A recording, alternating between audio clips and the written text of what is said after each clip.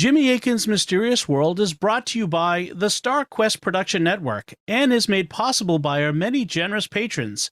If you'd like to support the podcast, please visit sqpn.com/give. You're listening to episode 316 of Jimmy Akin's Mysterious World, where we look at mysteries from the twin perspectives of faith and reason. In this episode, we're talking about unicorns. I'm Dom Bettinelli, and joining me today is Jimmy Akin. Hey, Jimmy. Howdy, Dom. Unicorns are commonly understood to be horses that have a single horn emerging from their forehead. Today, they are a prominent part of pop culture. They appear in illustrations, many of them for children. They feature in books and cartoons and appear as costumes. They're often associated with rainbows and other emblems of cuteness. Some even say that unicorns poop rainbows, and they're associated with the New Age movement and other social movements. But despite their popularity today, unicorns have deep roots in the past, including a long association with the Christian faith. And modern ideas about unicorns are very different from those of the past. So, what are unicorns? What did people believe about them? And could there be actual real unicorns? That's what we'll be talking about on this episode of Jimmy Akin's Mysterious World. Now, Jimmy, why did you want to start today's introductory segment with a discussion of how unicorns are understood today? Well, because a lot of currently popular ideas about unicorns are extremely recent. For example, the idea that they're associated with rainbows or that they even poop rainbows is extremely recent. In this episode, we're going to be going back into historic sources, and we'll see how different historical ideas about them were. Also, many people today assume that unicorns are nothing more than fantasy creatures, that there's nothing in the real world that gave rise to the historical accounts of them. But people in the real world in the past were serious about unicorns, and there are multiple accounts of them by ancient naturalists. So today, in this episode, we're going to be doing a cryptid hunt or a hunt for hidden animals. We're going to be asking about what, if anything, might be behind the basis of these historical accounts. Now, didn't you make a video about unicorns in the Bible several years ago? I did. I released a short video 11 years ago in 2012 about unicorns in the Bible, and we'll have a link to that video. We'll also discuss what I said in it.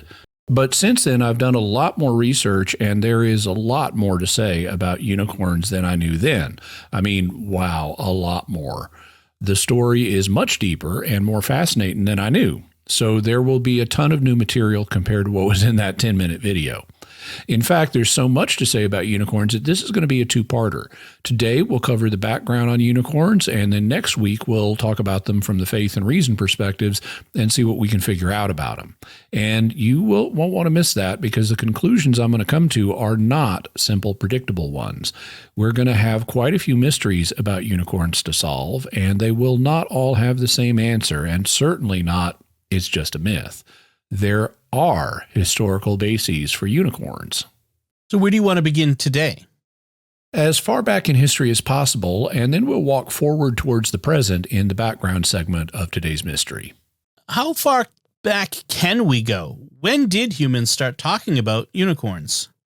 Well, we don't really know, but it may well have been during the Stone Age before the invention of writing. One reason we can say this is that there is cave art that depicts what appears to be one-horned creatures. But before we get to that, I want to make it clear that one of the most famous reported cave art unicorns isn't. And it's found in the Lascaux Cave in France. Lascaux Cave contains hundreds of examples of cave art, and they are estimated to date to around 17,000 years ago in the Paleolithic period or Old Stone Age. One of these images is called the Lascaux unicorn, but despite that fact, the animal clearly has two horns coming from its head. They are unusually straight and project from its forehead, but there are clearly two of them, not one. The body of this animal is also strange, and it doesn't look like other creatures known to live in the area, but it clearly isn't a unicorn, so we're going to set that one aside. However, there's another image in the cave that some have also taken to be a unicorn. This image is clearly of a horse, but it does look like it's got a line or horn coming out of its forehead. However, the horse is bunched up against other pieces of art, and it isn't clear whether the line, which looks like it may extend behind the horse's head, isn't part of one of the other illustrations that the horse is bunched up with. So this one is quite shaky, and we can't safely conclude that it is anything other than a horse. But there is another French cave known as Rouffignac Cave that has an image that is much more plausibly of a one-horned creature. This cave contains illustrations that have been estimated to date to around 11,000 BC. If that date is accurate, it would place this cave art in the Mesolithic period or Middle Stone Age. Unfortunately, the illustration isn't much to look at. It's basically just a dark outline of a creature, and it's definitely not a horse. But on the left side of the illustration, it definitely has what looks like a large, single curved horn. And we'll have more to say about this image and what it might represent in the reason perspective. The period we've been discussing so far is prehistoric, meaning that writing hasn't yet been invented. But now let's move forward to the historical era where we have writing to go on. What's the earliest discussion of unicorns we know of? Some of the earliest written references may date to the Indus Valley civilization, which existed between about 3300 BC and 1300 BC. The Indus Valley civilization began just about the time that the Mesopotamians and Egyptians were starting to develop writing. And the Indus Valley civilization did have a writing system. It's known as the Indus Valley script or the Indus script. Unfortunately, while we have numerous examples of their own writing, which they inscribed on objects, nobody knows how to read it. We haven't found the equivalent of the Rosetta Stone that allowed us to crack Egyptian hieroglyphs. As a result, we can't read what members of the Indus Valley civilization were saying. But while we can't read the script, we can often make guesses because they often accompanied their written inscriptions with pictures, which presumably have some kind of relationship to the content of the written text. And here we're in luck because one of the most common Indus Valley images is of a unicorn. This is particularly common in seals that they use, like to seal documents. It's a very common theme. Now, this unicorn doesn't look like a horse, but like an ox or a cow, and it has one horn growing out of its forehead. Let me push back a bit here. Oxes and cows regularly have two horns. How do we know that this isn't just an ox or a cow being shown in profile so that its two horns appear as one, the same way that you only see one eye on an animal being shown in profile? Well, this is a very reasonable question. However, on various Indus Valley objects, the animal isn't shown in a full head-on profile. It's actually shown in a full dead-on profile. It's actually shown in a partial profile. So if you count them, you'll see that the animal has four legs, whereas you'd only see two in a kind of stiff side-on profile. Despite that, the animal clearly has one horn. And we have other Indus seals showing oxen or cattle in the same kind of partial profile so that you can see they have four legs. And these images clearly have two horns. So the images that show four legs but only one horn emerging from the forehead really do appear to be unicorns. And like I said, this was a major theme in their artwork. So this was clearly an important animal to them, either because it really existed or because they had legends about it. Let's look at an example where we can read the writing and where it's clearly referring to a unicorn. What's the earliest example we have of that? This is a little tricky, but you could argue that it's the Bible. People may be aware that a variety of Bible translations, like the Catholic Douay Rheims Bible and the Protestant King James Bible, have a number of passages that refer to unicorns. So does the Latin Vulgate.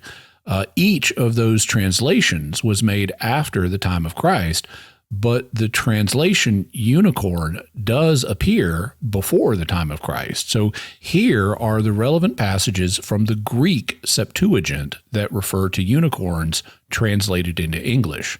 The first one, Numbers 23:22, compares God's splendor to that of a unicorn. God, the one who brought them out of Egypt, as it were, the splendor of the unicorn is his. A chapter later in Numbers 24:8, the text does the same thing. God led him out of Egypt, like the splendor of the unicorn is his. In Deuteronomy 33:17, Moses pronounces a blessing on the people of Joseph, the half-tribes of Ephraim and Manasseh, and compares Joseph to a unicorn. A firstborn of a bull his beauty. His horns are the horns of a unicorn. With them he shall gore nations, as far as on the end of the earth. These are the myriads of Ephraim and the thousands of Manasseh. Then we hit the Psalms, and there are 4 references to unicorns there. In Psalm 21:22, which is actually Psalm 22 in most Bibles, the psalmist says, Save me from the mouth of the lion, and my loneliness from the horn of the unicorn. In Psalm 28:6, which is Psalm 29 in most Bibles, he says, And God will crush them, even Lebanon, as the young bull, and the beloved one will become as the offspring of the unicorn. In Psalm 77, verse 69, or 78:69 in most Bibles, we read, And God built his unicorns, his sanctuary, in the land he founded it forever. In Psalm 91:11, or 92:10, the psalmist says, But my horn will be raised up as a unicorn, and my old age will be with good olive oil. And finally, we have a last reference to unicorns in Job 39, verses 9 to 12. God is pointing out Job's lowliness to him, and he says, And does the unicorn wish to serve you, or to lie down by your trough? And will you tie its yoke by a thong, or shall it pull furrows for you in the field? And have you placed trust in it, because its strength is great, and will you put upon it your labors? And will you trust that it shall return the seed to you, and bring it to your threshing floor?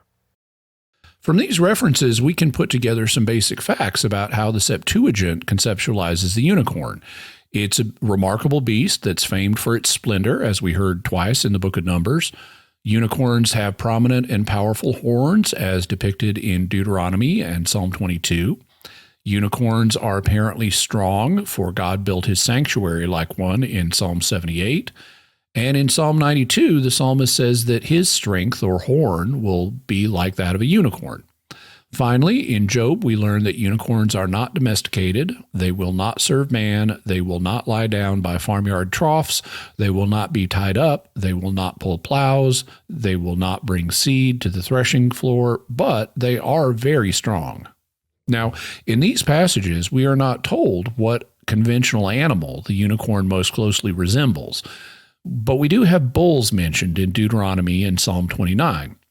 The passage in Job also says that unicorns won't do the kind of work that bulls are used for. We also do have a juxtaposition with a lion, another strong animal, in Psalm 22, but the repeated references to bulls suggest that the Septuagint unicorn is some kind of ox-like or cow-like animal, like the one we see in the Indus Valley artifacts. And there is no doubt that the Septuagint is using the word that means unicorn in this passage. The word in question is monokeros, or monokeros. Monos means only, isolated, or one, as in monotheism, meaning only one God. And keros means horn, so monokeros means an animal with only one horn. Then why did you say that, whether this is the first written record of a unicorn, is tricky? Because the Septuagint is a Greek translation of the Hebrew Old Testament, and the Septuagint was begun in the 2nd century BC. If the term used in the original Hebrew also refers to a unicorn, then the books of the Bible, like Numbers and Deuteronomy, which were written about 1000 BC, would be the earliest records that I know of. So in the reason perspective, we'll have to return to the issue of whether the Hebrew word means unicorn or not. Are there other references to unicorns in works written between the Hebrew originals and the translation of the Septuagint? Yeah, and the earliest I'm familiar with is that of the Greek author and physician Ctesias of Cnidus. He wrote about 398 BC, and he said some very interesting things about unicorns. There are in India certain wild asses which are as large as horses and larger. Their bodies are white, their heads dark red, and their eyes dark blue. They have a horn on the forehead which is about 1.5 feet in length. The base of this horn, for some 2 hands' breadth above the brow, is pure white.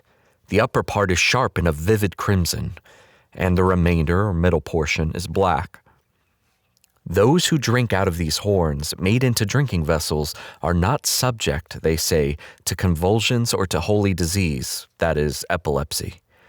Instead, they are immune even to poisons if, either before swallowing such, they drink wine, water, or anything else from these beakers.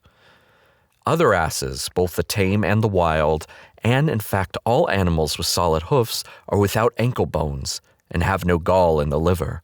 But these have both the ankle bone and the gall. This ankle bone, the most beautiful I have ever seen, is like that of an ox in general appearance and in size. But it is as heavy as lead, and its color is that of cinnabar, that is red, through and through. The animal is exceedingly swift and powerful, so that no creature, neither the horse nor any other, can overtake it. When it starts to run, it goes slowly, but it gradually increases its speed wonderfully, and the further it goes, the swifter. This is the only way to capture them. When they take their young to pasture, you must surround them with many men and horses. They will not desert their offspring, and they will fight with horn, teeth, and heels, and they kill many horses and men. They are themselves brought down by arrows and spears. They cannot be caught alive. The flesh of this animal is so bitter that it cannot be eaten. It is hunted for its horn and ankle bone. Here, Ctesias says that unicorns come from India, as suggested by the Indus Valley artifacts. And he says they're like wild asses, that is, donkeys, only quite a bit larger than normal, even larger than horses. Unlike regular donkeys and other creatures with solid hoofs, they also have an ankle bone, and they have gall in their livers. They start running slowly but build up speed and become very swift. They are very powerful, and they are fierce and will fight using their horns, teeth, and heels. They are capable of killing human beings, and we have to use special techniques to kill them because you can't take them alive. Cups are made out of their horns, and these cups have unusual medical properties like granting immunity from convulsions, epilepsy, and poison. Later in the 300s BC, the famous Greek philosopher Aristotle also had a brief discussion of unicorns. In his History of Animals, he writes, Of animals, some are horned and some are not so. The great majority of the horned animals are cloven-footed, as the ox, the stag, the goat, and a solid-hoofed animal with a pair of horns has never yet been met with. But a few animals are known to be single-horned and single-hoofed, as the Indian ass, and one, to wit, the oryx, is single-horned and cloven-hoofed. Of all the single-hoofed animals, the Indian ass alone has an astragalus, or huckle-bone. History of Animals, 2:1, 499b, 15-20. Here, Aristotle doesn't use the exact word monoceros, but he says that the Indian ass or donkey is a monocerata, or one-horned animal. And he notes that it has a huckle bone, or what is known as the astragalus bone, which in humans is often called the ankle bone or talus bone. Each of these points fits with what Ctesias said, that unicorns are from India, they have one horn, that they resemble donkeys, and that unlike donkeys, they have ankle bones.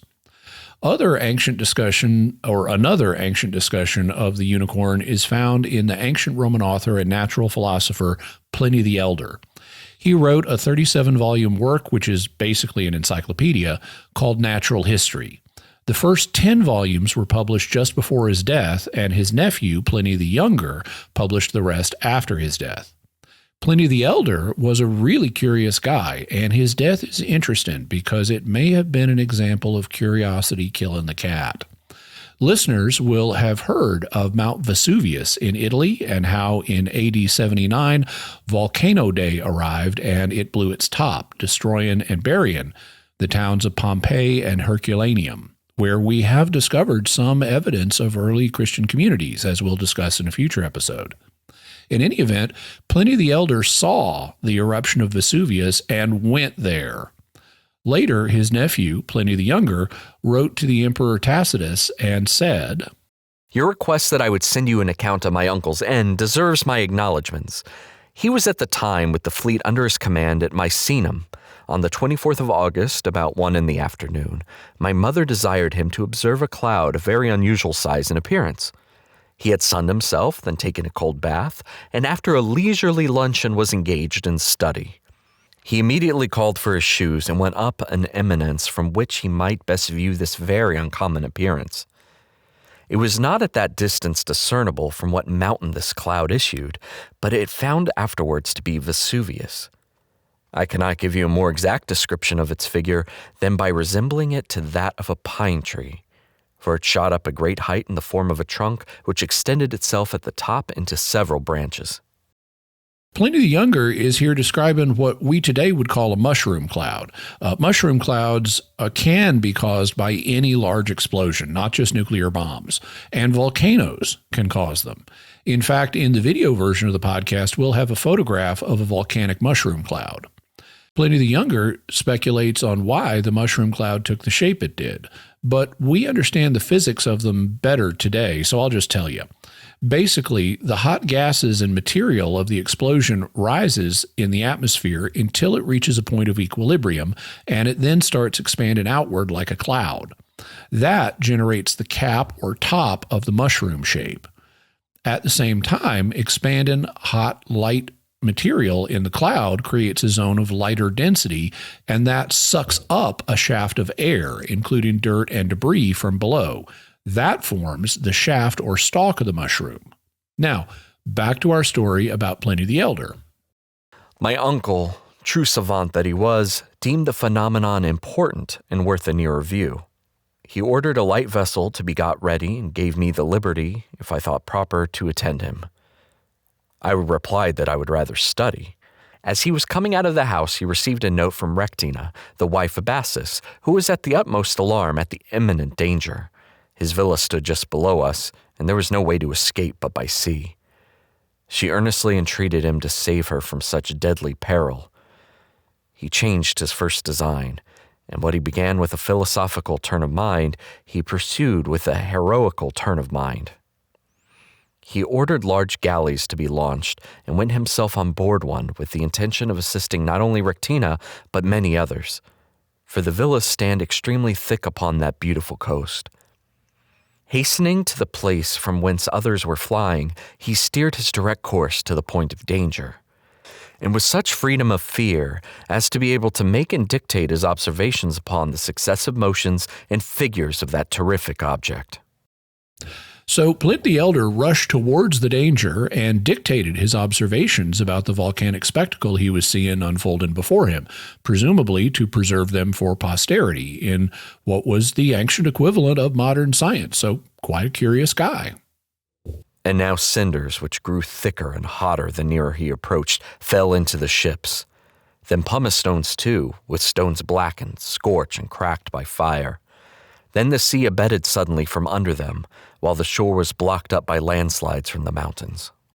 At this point, Pliny the Elder considered whether he should turn back, and the captain of one of his ships was urging him to do so. But he turned to the captain and said a line that has become a famous saying. There's an old saying, fortune favors the bold. Well, I guess we're about to find out. So yeah, Pliny the Elder was the fortune favors the bold guy. Unfortunately, as brave as he was, fortune didn't favor the Roman philosopher. Things went badly for him after he had ordered the captain of the ship to take him to his friend, the Roman senator Pomponianus. Pomponianus was then at Stabiae, distant by half the width of the Bay of Naples. He had already embarked his baggage, for though at Stabiae the danger was not yet near, it was in full view, and certain to be extremely near as soon as it spread. And he resolved to fly as soon as the contrary wind should cease. It was full favorable, however, for carrying my uncle to Pomponianus. Upon arriving, he embraces, comforts, and encourages his alarmed friend, and in order to soothe the other's fears by his own unconcern, desires to be conducted to a bath. And after having bathed, he sat down to supper with great cheerfulness, or at least, which is equally heroic, with all the appearance of it. In the meanwhile, Mount Vesuvius was blazing in several places with spreading and towering flames, whose refulgent brightness the darkness of the night set in high relief.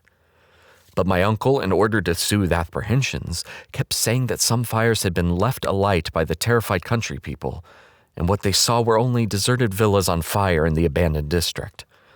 After this, he retired to rest, and it is most certain that his rest was a most genuine slumber. For his breathing, which, as he was pretty fat, was somewhat heavy and sonorous, was heard by those who attended at his chamber door. But the court which led to his apartment now lay so deep under a mixture of pumice stones and ashes that if he had continued longer in his bedroom, egress would have been impossible. On being aroused, he came out and returned to Pomponianus and the others who had sat up all night. They consulted together as to whether they should hold out in the house or wander out into the open. For the house now tottered upon repeated and violent concussions and seemed to rock to and fro as if torn from its foundations. In other words, the house was being rocked by earthquakes caused by the ongoing volcanic eruption. In the open air, on the other hand, they dreaded the falling pumice stones, light and porous though they were. Yet this, by comparison, seemed the lesser danger of the two, a conclusion which my uncle arrived at by balancing reasons, and the others by balancing fears. Pliny thus concluded that it was more dangerous to stay in the house because of the earthquakes, which might collapse it, and venturing out and braving the falling pumice stones from the sky was better. He concluded this by his scientific reason, but the others concluded it because of their naked fear, and so they decided to leave the house. They tied pillows upon their heads with napkins, and this was their whole defense against the showers that fell round them. It was now day everywhere else, but there was a deeper darkness prevailed than in the most obscure night, relieved, however, by many torches and divers illuminations. They thought proper to go down upon the shore and to observe from close at hand if they could possibly put out to sea, but they found the waves still ran extremely high and contrary. The waves, of course, being extremely high due to the earthquakes. There my uncle, having thrown himself down upon the disused sail, repeatedly called for and drank a draught of cold water. Soon after, flames and a strong smell of sulfur, which was the forerunner of them, dispersed the rest of the company in flight. Him they only aroused. He raised himself up with the assistance of 2 of his slaves, but instantly fell. Some unusually gross vapor, as I conjecture, having obstructed his breathing and blocked his windpipe, which was not only naturally weak and constricted, but chronically inflamed. When day dawned again, the third from that he last beheld, his body was found entire and uninjured, and it was still fully clothed as in life.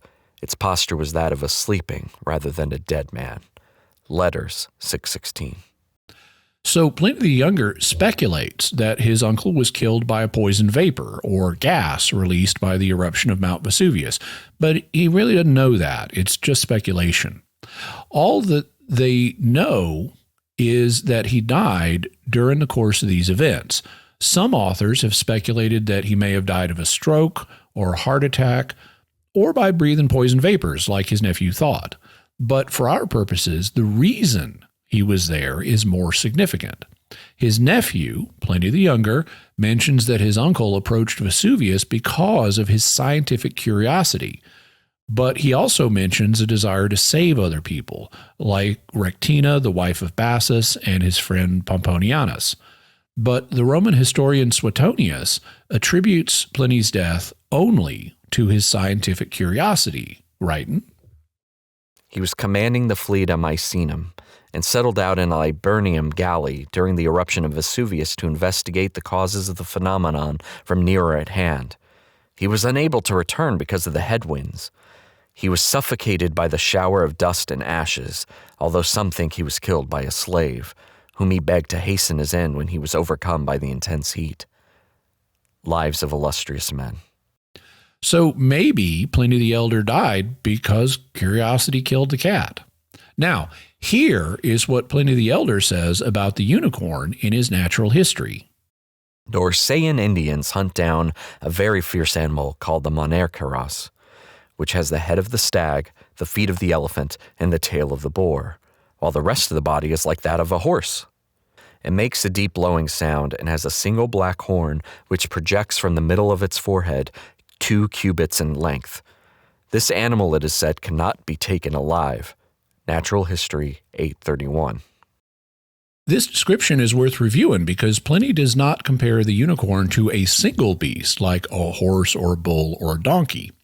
Instead, he gives us descriptions of its individual body parts. The head is like that of a stag or a male deer.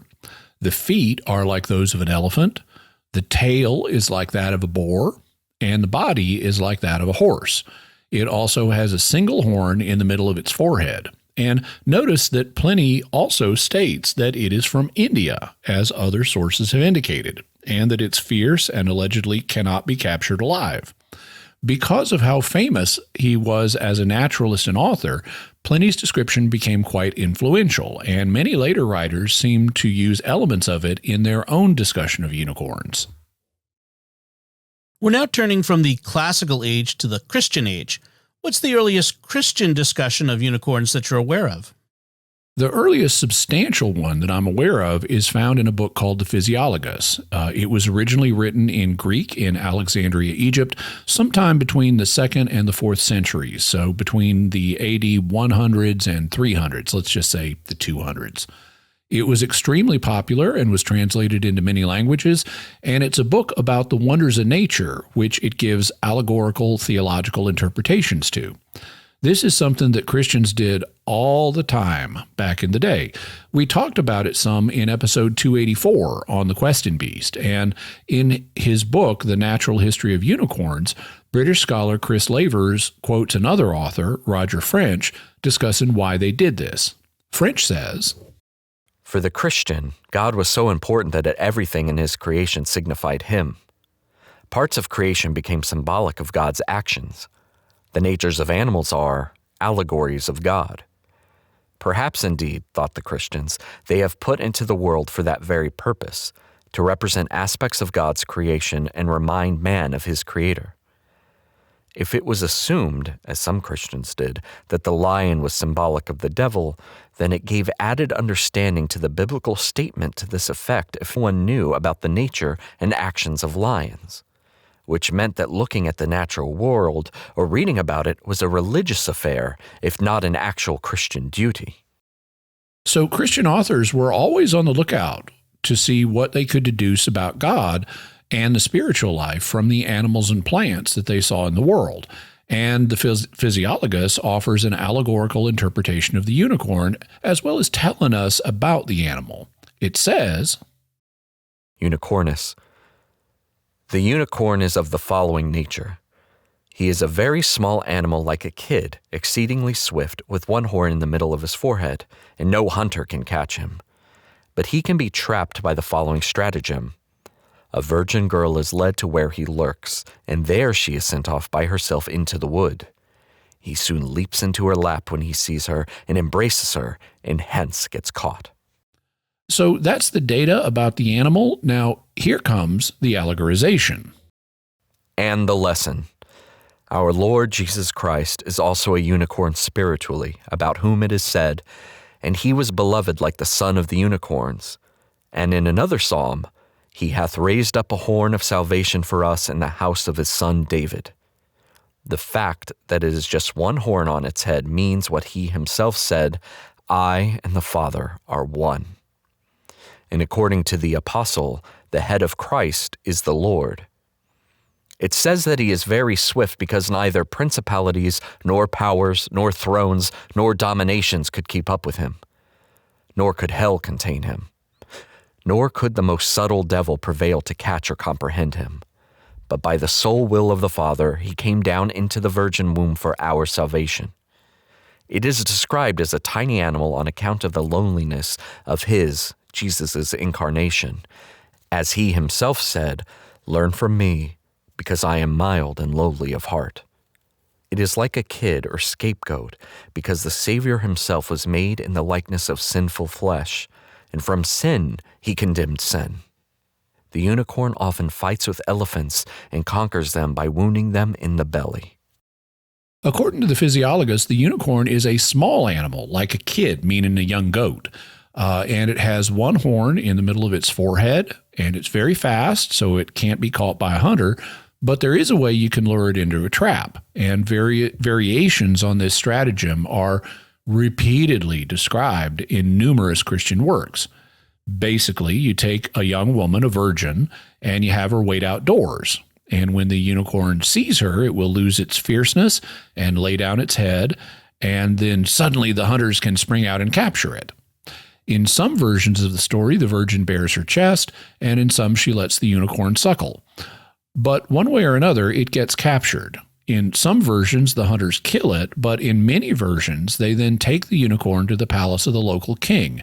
And wow, is this a common story in this period? You see it not only in multiple literary works, you also see it in picture after picture after picture of unicorns. The Physiologus then gives us what becomes the standard allegorical interpretation of the unicorn. The unicorn itself represents Jesus Christ, who is so swift and powerful that he can't be caught by any demonic forces. But by the will of God, he nevertheless enters the world through the womb of the Virgin Mary, so that the virgin in the unicorn catching story represents the Virgin Mary. And all of this is the will of God the Father, who is the king, to whose palace the unicorn is then taken in some versions of the story. And the hunters who show up and catch the unicorn are often understood as symbols of people coming to Christ for salvation. They thus catch the unicorn or embrace the Christian faith. At least that's the standard version of, or standard interpretation of the story that shows up all the time. But another interpretation was offered by Pope St. Gregory the Great, also known as Pope St. Gregory I. He reigned between AD 590 and 604. Since the book of Job discusses unicorns, Pope Gregory discusses them in his work Morals in Job. And here I'm going to suppress one word that Pope Gregory uses because it's a spoiler for something we're going to cover later on. He writes, This creature, which is called also the monoceros in Greek copies, is said to be of such great strength as not to be taken by any skill of hunters. But as those persons assert who have striven with laborious investigation in describing the nature of animals. A virgin is placed before it, who opens to it her bosom as it approaches, in which, having put aside all its ferocity, it lays down its head, and is thus suddenly found as if it were unarmed by those whom it is sought to be taken. It is also described as being of box color, and whenever it engages with elephants, it is said to strike with that single horn, which it bears on its nostrils, the belly of its opponents, in order to easily overthrow its assailants when it wounds their softer parts. By this creature, or certainly monoceros, that is, the unicorn, can therefore be understood that people who, when it adopted not good works, but merely pride among all men, as its reception of the law, carried, as it were, a singular horn among other beasts. Whence the Lord, foretelling his passion by the voice of the prophet, says, Save me from the lion's mouth, and my humility from the horns of the unicorns. Psalms 22:21. For as many unicorns existed in that nation, as many as were those who with singularly and foolish pride confided in the works of the law, in opposition to the preaching of the truth. It is said, therefore, to blessed Job as a type of the church. Morals in Job 6:31-15:29. Here, Pope Gregory mentions that the unicorn is called a monoceros in Greek or monoceros, to give it a more English pronunciation via Latin. He says that it has a box color, meaning the color of boxwood, which is a kind of light brown or yellow brown, like the lumber that you can make boxes out of. He says that it's very strong and can't be taken by the skill of ordinary hunters, but he describes a way you can catch it, which again involves a virgin pacifying the animal so that the hunters can get it. Gregory then indulges in some theological allegorization, but his interpretation is quite different. Pope Gregory interprets unicorns allegorically as a symbol of the Jewish people.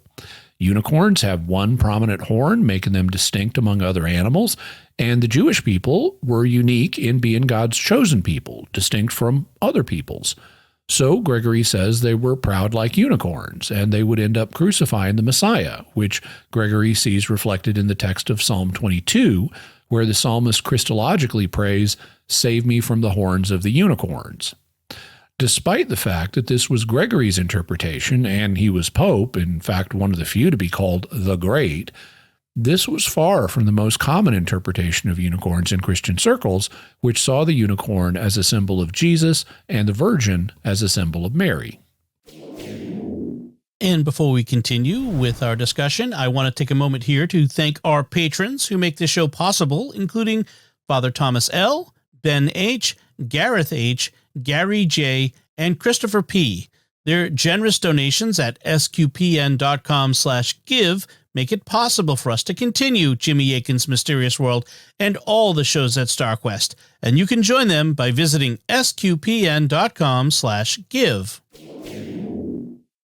Jimmy Akin's Mysterious World is also brought to you by DeliverContacts.com, offering top brand contact lenses at always low prices with free delivery. Visit DeliverContacts.com. And by The Grady Group, a Catholic company bringing financial clarity to their clients across the United States, using safe money options to produce reasonable rates of return for their clients. Learn more at GradyGroupInc.com. Jimmy, Pope Gregory the Great reigned around the year 600, which was technically in the Middle Ages. But it wasn't the High Middle Ages, which stretched from about 1000 to 1300. That was a very productive period with many Christian thinkers writing. What were Christians saying about unicorns then? I'd like to focus on what two authors said about unicorns. The first is St. Hildegard of Bingen.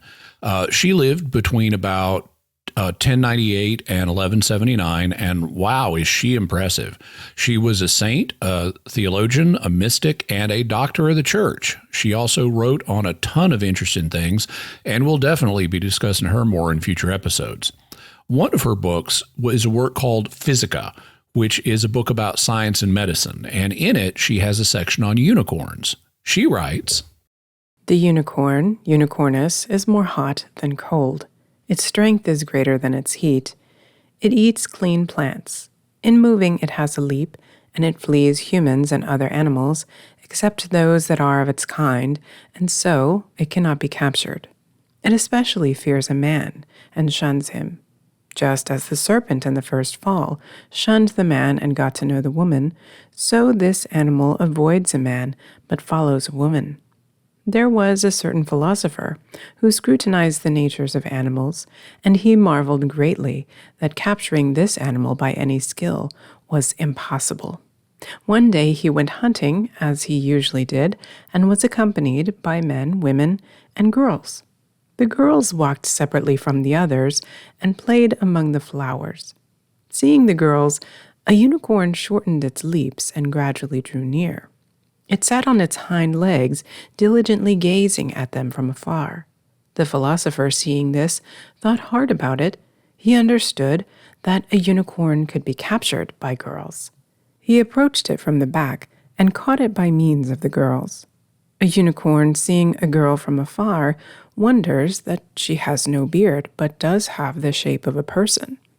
If 2 or 3 girls are together, it is more amazed, and it is caught more quickly when its eyes are fixed on them. The girls, by whose means the unicorn is captured, must be nobles, not country girls. They should be neither completely grown nor entirely small, but in the midst of adolescence. The unicorn loves them because it knows they are gentle and sweet. Once a year it goes to the land that has the water of paradise. There it seeks the best plants, which it digs up with its hooves and eats. From them it has great powers, but it still flees other animals. It has beneath its horn something as clear as glass, so that in it a person can look at his own face as if looking in a mirror. Nevertheless, it is not very valuable. Pulverize the liver of a unicorn and put this powder in fat prepared from the yolk of an egg, making an ointment. There is no leprosy of any kind that will not be cured if you often anoint it with this ointment, unless death is present for the one who has it or God does not wish to cure it. The liver of this animal has good heat and cleanliness in it, and the fat in the egg yolks is the most precious thing in an egg and is just like an unguent. Leprosy very often is from black bile and from overabundant black blood. From unicorn skin, make a belt. Gird yourself with it against your skin, and no strong disease or fever will harm your insides. Also, make shoes from its skin and wear them. You will always have healthy feet, legs, and loins. No disease will harm you in these places. A person who fears being killed by poison should put unicorn hoof under the dish where his food is, or under the cup containing his drink. If they are hot and there is poison in them, it will make them boil in their vessel. If they are cold, it will make them smoke, and he will be able to tell there is no poison in them. Other parts of the unicorn are not suitable for medicine. Physica 7:5. Because this is a medical text, Hildegard pays particular attention to medical applications of unicorn parts. Her discussion of things being hot or cold and her discussion of black bile and black blood are connected with her overall theory of medicine. And she lists a number of medical applications for unicorn parts, including using its horn to detect poison, which is consistent with things we've heard before. She also gives another account of how to catch unicorns using girls, and I find her account more plausible than some of the others. She doesn't attribute it to some magical property of virgins. Instead, she tries to give a naturalistic account of why the unicorn would be pacified by adolescent girls from the nobility. She says it senses their sweetness and gentleness, these being qualities that were particularly cultivated among young noble women. And frankly, girls that grew up rich and well-fed would have better access to food and medical care, so young noble girls would probably be more attractive, at least to human eyes, than girls that grew up living in hard, impoverished farming lives. I also find it interesting that she thinks the unicorn is amazed by the fact that girls don't have beards and nevertheless look human.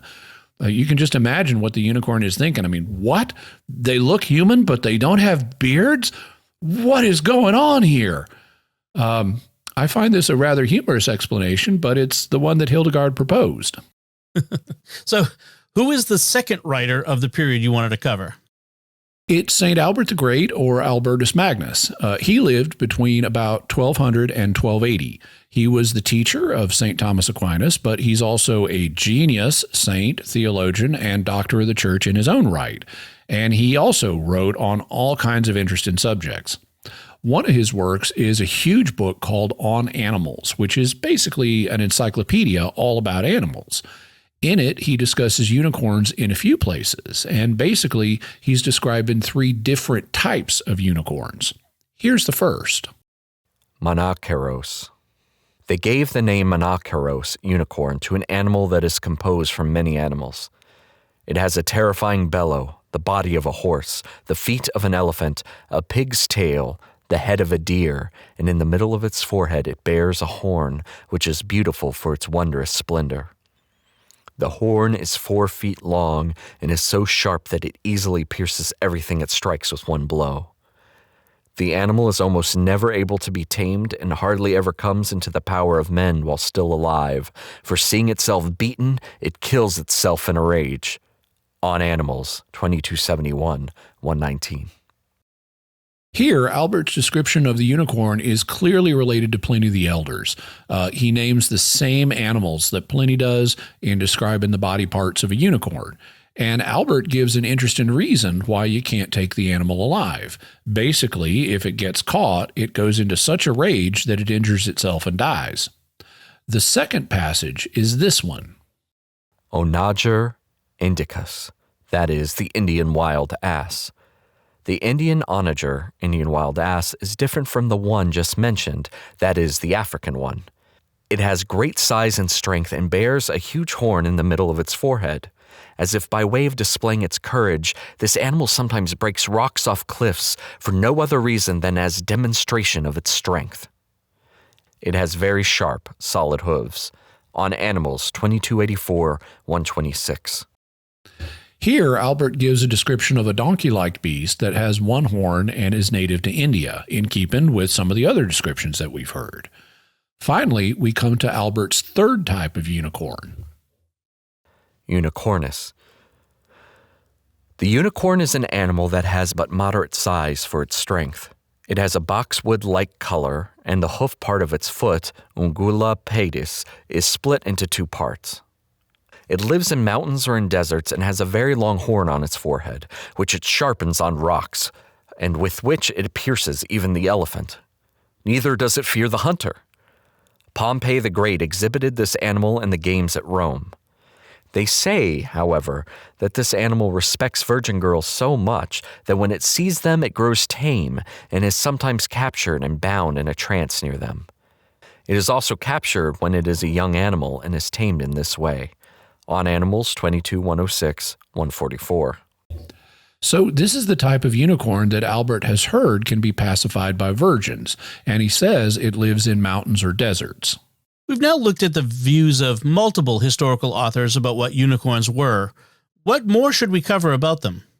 One thing that emerged in Europe in late medieval and Renaissance times was physical evidence for the existence of unicorns. It was a substance that is today commonly called alicorn.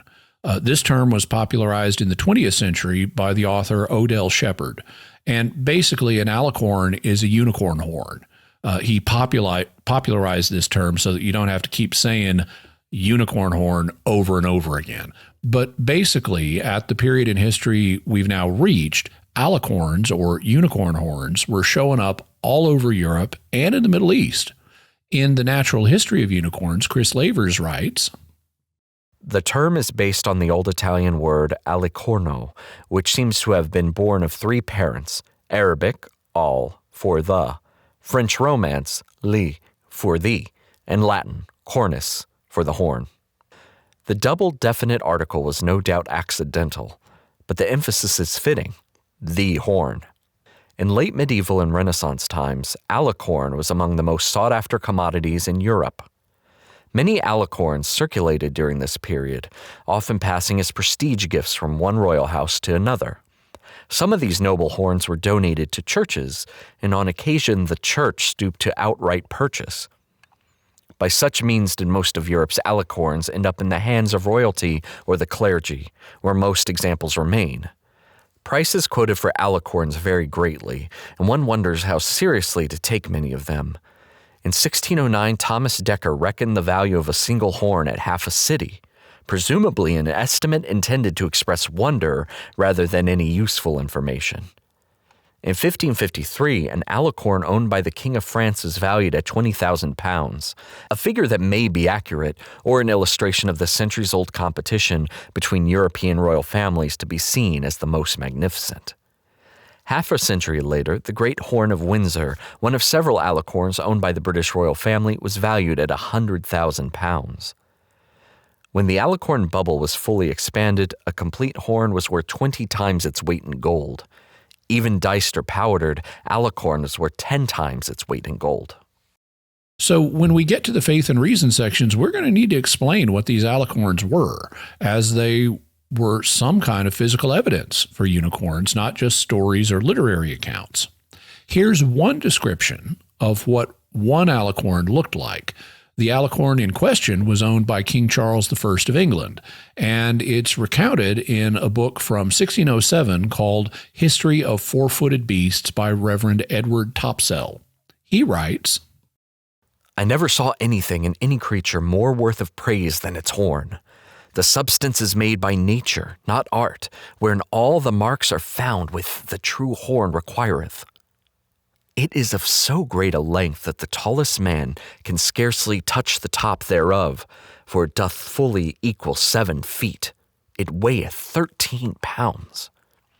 The figure doth plainly signify a wax candle, being folded and wreathed within itself, being far more thicker from one part, and making itself by little and little less toward the point. The splints, that is, the outgrowths of bone, of the spire are smooth and not deep, being for the most part like unto the wreathing turnings of snails, or the revolutions of woodbine about any wood. But they proceed from the right hand toward the left, from the beginning of the horn even unto the very end.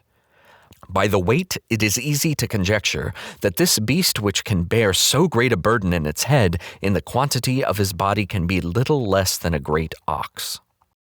So here, Reverend Topsell tells us that the Alicorn was 7 feet long and weighed 13 pounds, which meant it wasn't very heavy for its length.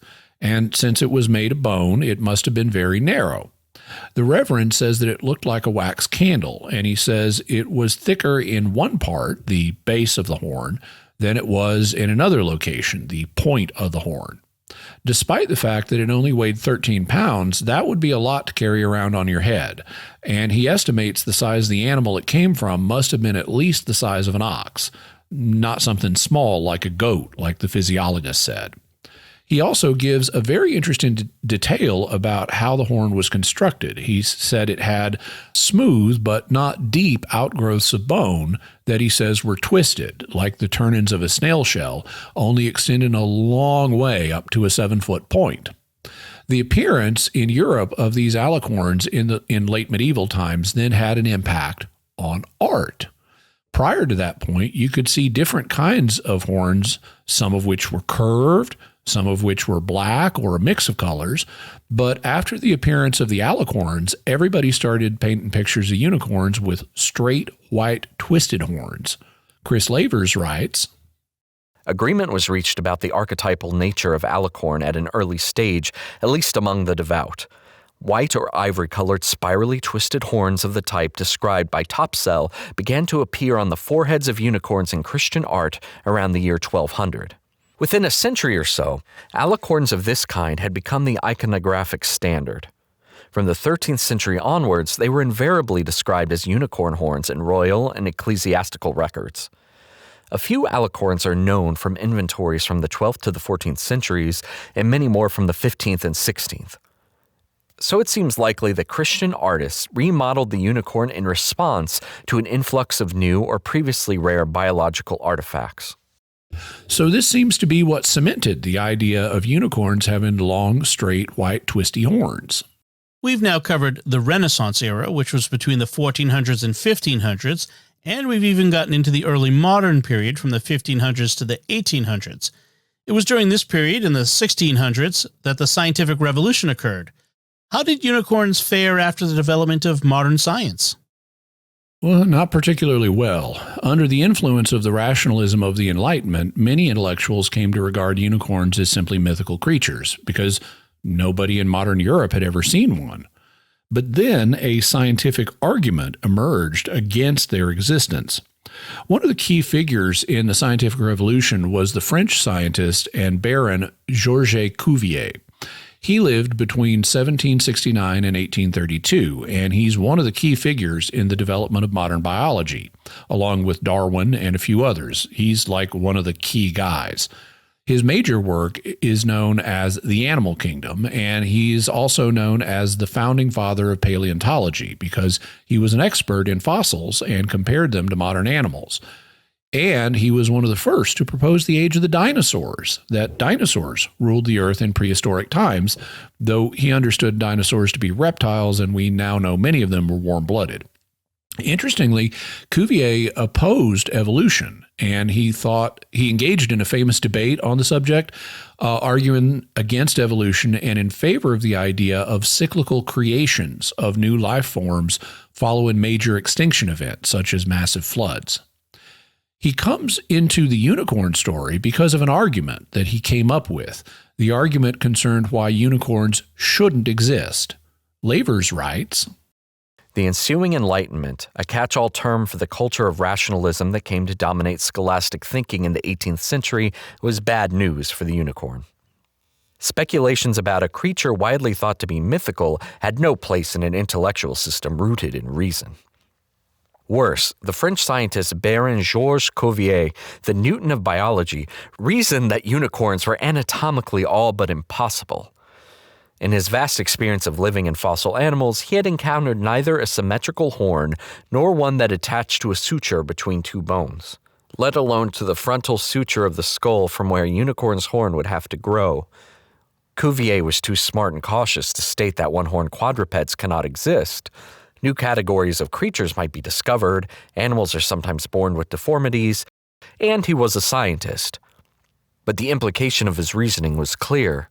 The time as scholars and explorers would be better spent on less trivial pursuits. Cuvier's skepticism triumphed in the universities of Europe, but travelers were less easily swayed. Explorers were discovering more of the world's geography, and some recounted exaggerated experience of foreign landscapes, peoples, and animals. Scholars did their best to ignore these new tales, but the rapidly growing literate population of Europe found them harder to resist. Even better for unicorns, in the late 18th and 19th centuries, an outlook on the world developed that offered more scope for wonders than Enlightenment scholars had been willing to concede. So the intellectuals and the natural philosophers, the guys who would come to be called scientists in the 1800s, were now throwing shade on unicorns. But there was still a lot of popular fascination with them. After all, not all of the planet had been explored yet. New creatures were being discovered all the time, and unicorns might be lurking in some part of the globe that Western explorers hadn't reached yet. Interestingly, while many historical accounts located the unicorn in India, or at least somewhere in Asia, there were new reports of unicorns coming out of Africa, which was still largely unexplored by Westerners. Africans were telling them that, in fact, unicorns existed there, and this led to a major unicorn hunting expedition in 1899, which will be what we close our background section with today. First, though, I'd like to make a brief detour and talk about how this unicorn hunt relates to a famous incident. One of the key African explorers of this period was a man named David Livingstone. He lived from 1813 to 1873. He was Scottish, as well as a physician, a Christian missionary, and an explorer. During the course of his career, he explored the headwaters of African rivers like the Nile, the Congo, and the Zambezi. One of the reasons was he wanted to find the source of the Nile so that he could get famous, but not for his own sake. He wanted to become famous so that he could have a platform and then use his voice against the African slave trade and end African slavery in the West. So good on him. However, while he was exploring the interior of Africa, he was out of contact with Europeans for about 6 years, and many thought that he'd simply been lost. He also got really sick, but he pressed on in his explorations. Wikipedia reports, Livingstone completely lost contact with the outside world for 6 years and was ill for most of the last 4 years of his life. Only one of his 44 letter dispatches made it to Zanzibar. One surviving letter to Horace Waller was made available to the public in 2010 by its owner, Peter Beard. It reads, "I am terribly knocked up, that is sick, but this is for your own eye only. Doubtful if I live to see you again." Meanwhile, back in the Western world, people were concerned about Livingstone apparently being lost. And the newspaper, the New York Herald, issued a challenge to go and find Livingstone. Responded to this challenge was Sir Henry Morton Stanley. He lived between 1841 and 1904, so he was almost 30 years younger than Livingstone, and he was a Welsh American, explorer, and journalist. Stanley took up the challenge of finding Livingstone, and in 1871, he found him near Lake Tanganyika, one of Africa's Great Lakes, inside of modern Tanzania. He described their meeting this way. "I would have run to him, only I was a coward in the presence of such a mob. Would have embraced him, but that I did not know how he would receive me. So I did what moral cowardice and false pride suggested was the best thing. I walked deliberately to him, took off my hat, and said, 'Dr. Livingstone, I presume?' 'Yes,' said he, with a kind and cordial smile, lifting his cap slightly." So if you've ever wondered where the famous phrase, "Dr. Livingstone, I presume," came from, this is it. However, there is some doubt about whether Stanley actually said this. Whatever the case may be, the phrase is connected with what seemed to be the last great unicorn hunt, because Stanley got to know a man named Harry Hamilton Johnston, and they became friends. Johnston was a British diplomat and an explorer. Lavers writes, In 1883, Johnston penetrated the Congo Basin where he met and befriended Stanley, who was then helping to set up the Congo Free State on behalf of the Belgian King Leopold II. A year later, Johnston was appointed by the Royal Society to lead a scientific mission to the land surrounding Mount Kilimanjaro. Few expeditions during the partition of Africa were apolitical, and Johnston's reputation as a sensitive negotiator with native Africans was as important as his scientific study. He duly struck agreements with the indigenous tribes of the region under which they accepted British protection, essentially from the attentions from other predatory European powers. Johnston's treaties later formed the basis of the British East Africa Protectorate, which brought Kenya and Uganda into Britain's expanding sphere of influence. In 1885, Johnston joined the Foreign Office, and over the next 17 years held administrative and diplomatic posts in Cameroon, the Niger Delta, Mozambique, Tunisia, and Uganda. By the end of his career, he had added 400,000 square miles of Africa to the colonial holdings of the British Empire. For this, he was awarded a pension of £500 per year, about which he was far from happy. And I wouldn't be happy about that either. 500 pounds was essentially 47,000 pounds today, or about 60,000 American dollars after all the inflation the governments have caused. That may sound like a lot of money, but the average U.S. household income is about $100,000 today. So $60,000 is only about 60% of the average U.S. family income. And that's not a lot of money to live on, especially if you've established treaties and added almost 500,000 square miles of territory to the British Empire. So it's understandable Johnston wouldn't be happy. But for purposes of our story, here's the thing. In 1888, Johnston's friend Stanley, the guy who found Livingstone, had studied the Mbuti pygmies of the Congo, and they told him about a donkey-like beast called an addy. Johnston wondered whether this donkey-like, horse-like creature might be the basis of African reports of unicorns. In other words, he wondered whether the addy might have horns, and in particular, a single horn. He wondered if it might be a unicorn. And in late 1899, he got his chance to find out.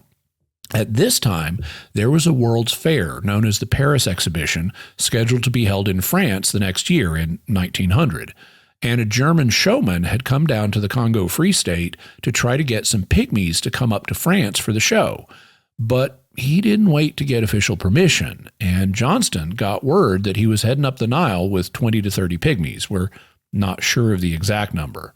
What we are sure of is that when the pygmies were taken into protective custody, only 7 were alive. Johnston was now faced with the task of how to get the pygmies home, and he decided to take them himself. Lavers writes, Johnston was unable to leave for the Congo straight away. There were provisions to organize, porters to employ, and administrative loose ends to deal with, which left the question of what to do with 7 frightened pygmies. The solution was simple for someone of Johnston's basic humility and anthropological interests. He put them up at his house. Whose idea it was that they should decamp in his back gardens, history does not record, but one suspects that the choice was theirs. Here at least they had constant company. Remarkable birds of prey tethered to stumps, gray parrots in semi-liberty, pythons, puff adders, and other snakes in large wire cages, a young elephant allowed to roam where he liked, and with his companion, a young zebra, well-behaved and not destructive, tame bushbuck, a situtunga or water-loving triglav, a baby hippopotamus. When Johnston first welcomed the pygmies to his home, he could communicate with them only in signs, but both parties could speak a spattering of the Bantu trade language of northern Congoland, and the pygmies quickly picked up Swahili. Johnston worked out that his guest's native language was a variation of Mbuba spoken by the taller inhabitants of the Congo forest, but otherwise it seemed to be an unclassified and unstudied dialect. The pygmies and Johnston's combined facility for languages was such that within weeks everyone was communicating freely. This proved useful because before they left, one of the pygmies unfortunately died, which led to a really startling situation. Sensing a scientific opportunity, Johnston gathered the remaining pygmies together to ask their opinions and wishes, and to explain to them how interesting to us was the study of their people, how in the principal town of our empire, London, we had a great house, Natural History Museum, in which we preserved specimens of beasts, birds, reptiles, and fishes from all parts of the world, and how we also tried to illustrate the different types of mankind. Would they have any objection, he continues, to the skeleton of their dead brother being sent on to this great house, where the British people could see him and compare him to the skeletons of their own race? The Pygmies held a tribal council and decided that they approved of the honor that Johnston proposed to confer on their dead friend. Johnston's brother, Alex, records, "My brother got permission to bury the body in an anthill, so that in a very short time the skeleton was ready to be sent to South Kensington Museum, where it is now exhibited." So, wow. Creepy, but science. Johnston now had the task of getting the Pygmies back home, where he also hoped to find the unicorn. And on their way back to the Pygmies' home village, they had some striking adventures, including Johnston's brother, Alex. Alex found more than he bargained for when he came face to face with the lion, but so did the lion. One look at the strange creature dressed in a sun helmet, blue goggles, and wielding a butterfly net, and the king of the beasts crashed off into the undergrowth. Much as Harry Johnston wanted to stay in this paradise of exotic wildlife, the Pygmies were keen to get home. So the party broke camp and marched up the Semliki River to a crossing station, from where they were ferried across in canoes to the Belgian fort of Minbeni. Here Johnston and his companions were greeted by Lieutenant Mera and his Swedish deputy, Mr. Eriksson. "We settled up the pygmy question," Johnston writes, "and the pygmies, it was arranged, should guide me to their home in the forest, so that I could see them definitely repatriated.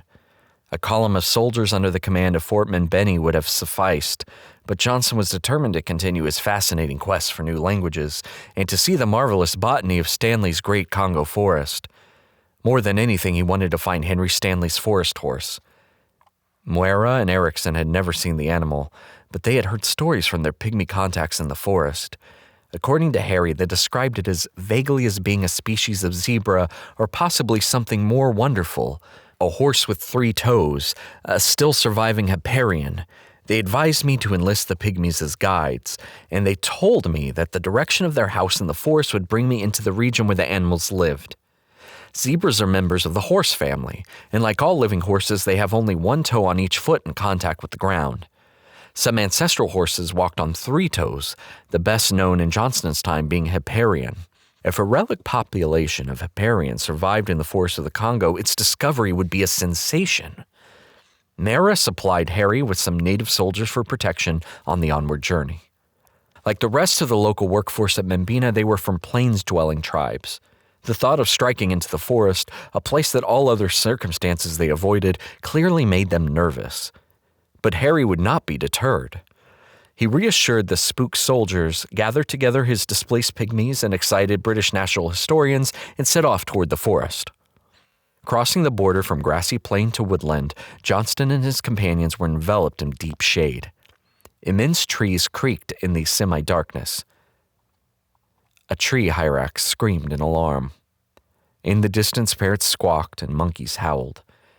Riding horses through the Ituri forest was impossible. Their hooves sank into the boggy ground, and liana vines tangled around their necks. Harry could see why Stanley had enthused about the botany of the forest.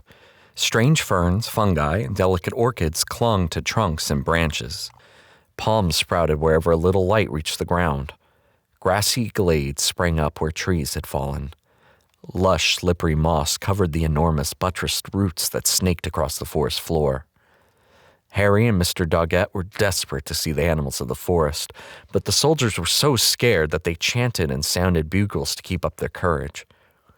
Harry could hear exotic creatures calling in the distance and the occasional crash in the undergrowth. But apart from butterflies and a few spiders, all the animals fled before the clamor of his party. Any break from the suffocating heat and darkness was a blessed relief to everyone except the pygmies, who seemed completely at home so long as there were trees nearby. Doggett, Harry, and Alex and the soldiers instinctively headed for glades streamed in village clearings. By the bank of one stream, the pygmies suddenly huddled together and pointed urgently at the ground. It was the footprint of an Ati. His strength and patience sapped by the heat and humidity, Johnston became uncharacteristically angry. The print had been made by an animal with 2 toes on each foot. Extant horses have 1 toe per foot. The ancient, extinct horse known as Hipparion had 3 toes. The footprint was big enough to be that of an eland or some other large cloven-hoofed beast, but it could not be the animal that Johnston was looking for. He told the pygmies firmly that he did not want to see any two-toed animals and ordered them back into the sweltering gloom to find him a horse. The pygmies led Johnson to a village where some Congo state soldiers sported waist belts made from the skin of an ati. Johnston immediately bought the belts to send back to London for analysis. The strips were so thin that he could not identify the creature from which they had come, but their appearance convinced him that the ati was worth pursuing. The skin was finely striped. In the video version of the podcast, we'll have pictures of the belts that Johnston sent back, and you can see that they do indeed have fine stripes on them, something like that of a zebra. Johnston could not think of any two-toed animal with such camouflage, but one single-toed creature sprang immediately to mind, the zebra. Perhaps the ati was a forest-dwelling form of an animal hitherto known only from the open plains. At least Johnston could feel more confident that the ati was not a two-toed beast. All options were still open, and only one would represent an exciting discovery. The ati could be a new species of zebra which lived in an atypical environment, a relic population of the ancient horse Superion, no one knows whether these animals are striped, or even a patterned horse with a horn. So maybe it would turn out that the mysterious animal that the pygmies called an addy would end up being a zebra unicorn, or zebracorn, as some have called it. They would have to wait to find out, though. With the waist belts packed away in his bag, Johnston fell behind the pygmies as they were headed back into the forest. Alex writes, "At length we reached a collection of beehive huts made of the leaves of wild plantains, about the height of an ordinary dining room table. It was the pygmy village. Our little friends were transported with delight to regain what was to us an almost uninhabitable abode. They stilled the fears of their kinsfolk by singing the praises of the white man, and danced for us in a clearing by moonlight, looking more than ever like elves and gnomes. To go further into the forest without the pygmies would be suicide. Johnston could pay or entreat his little friends to act as guides, but he knew that they wanted to be with their families. And by the time everyone in the party except the pygmies and Harry had fallen ill, mostly with malaria." So they had to turn back. Harry Johnston had some evidence of a new creature in the form of the belts that he sent back to England, but it wasn't enough to count as a true discovery. That was disappointing, and Harry must have been sad. But then, 2 years later, something tremendous happened. Back in Uganda in 1901, Johnston received a package from Mbeni. Its contents had been brought to the fort by the pygmies and given to Lieutenant Muera. Maora died of blackwater fever shortly afterwards, so his assistant, Mr. Erickson, forwarded the parcel. Johnston ripped it open to find 2 skulls and a complete skin. From the stripes, he knew immediately that he had an ati. So the pygmies that Harry had befriended and taken home had come through. They'd sent him 2 skulls and a complete hide of the creature that they knew as the addy, and it was a wonderful discovery. Johnston had never seen such an extravagantly colored mammal. It looked like a bird of paradise. The hooves were missing from the skin, having dropped off the bones of the feet somewhere between the pygmies' village and Mbeni. But even without the hooves, Johnston could see that the ati was not a zebra. It was not a horse of any kind. The pygmies had been right. The cloven footprints in the riverbank had belonged to an ati after all. But what sort of animal was it? Johnston was unsure. I knew enough anatomy to realize when I examined the skulls and skin that this beast was a near relation of the giraffe.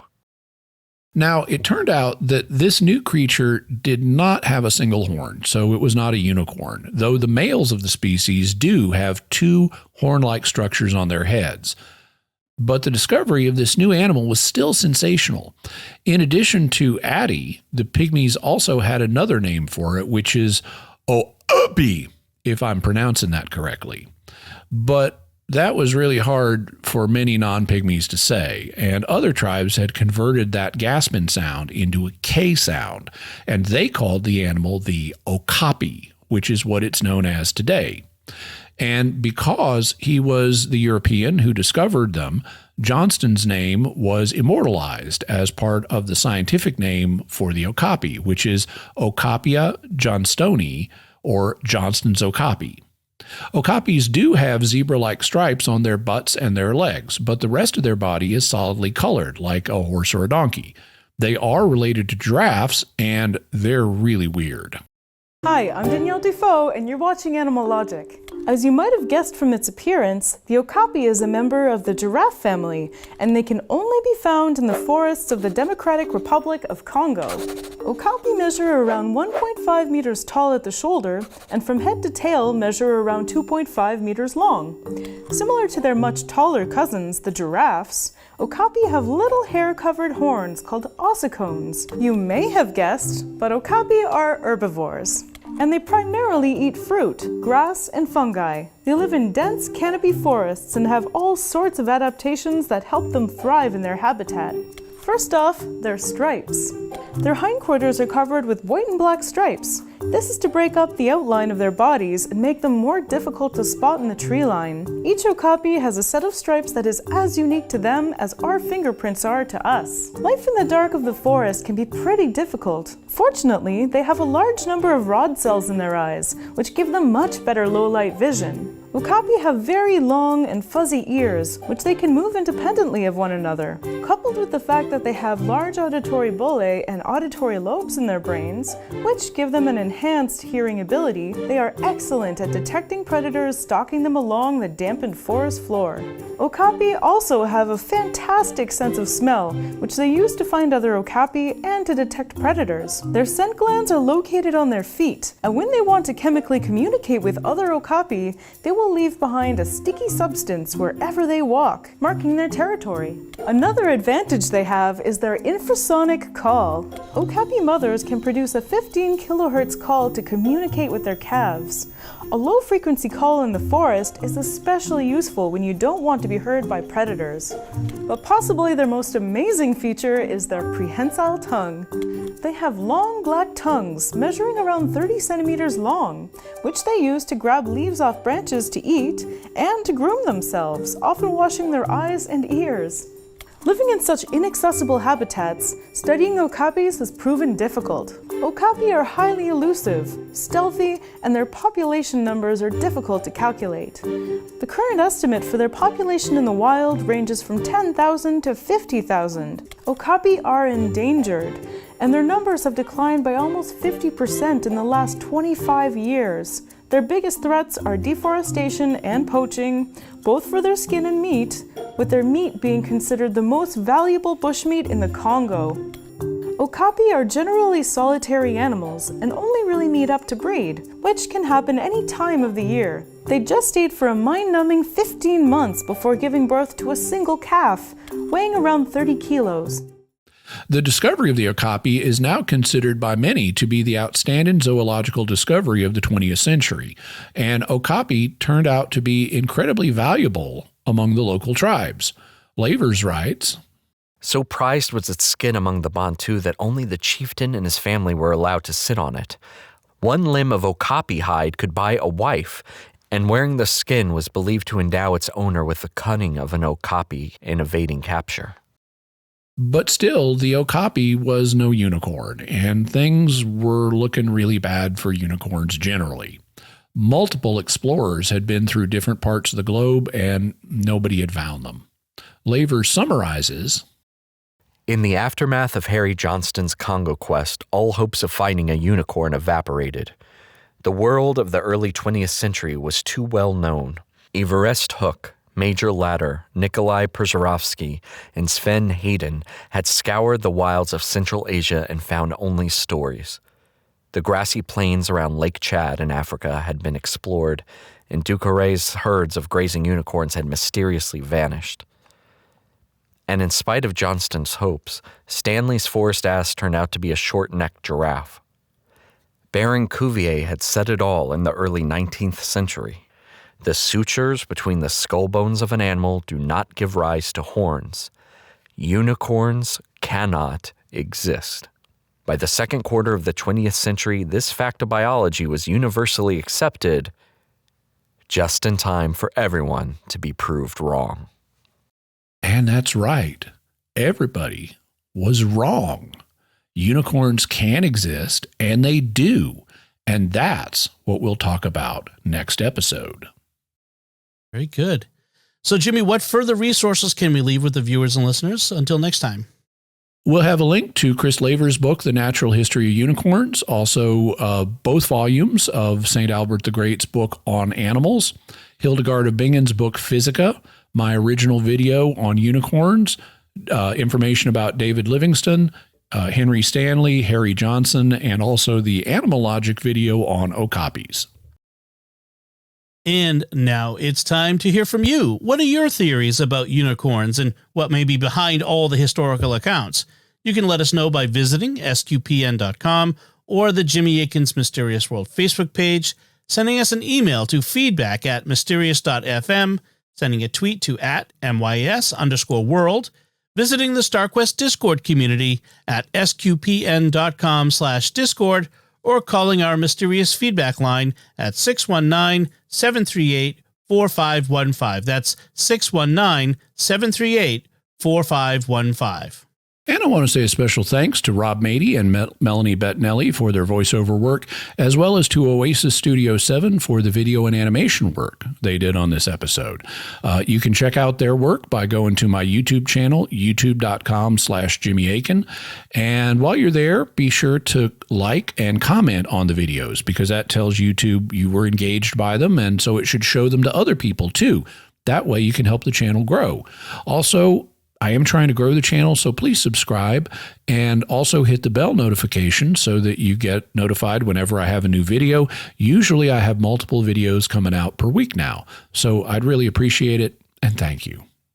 So, Jimmy, what's our next episode going to be about?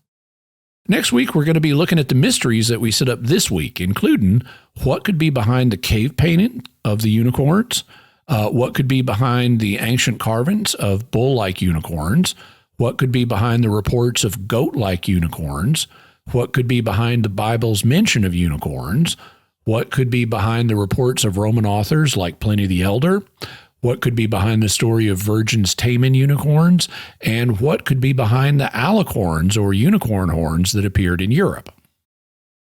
All right.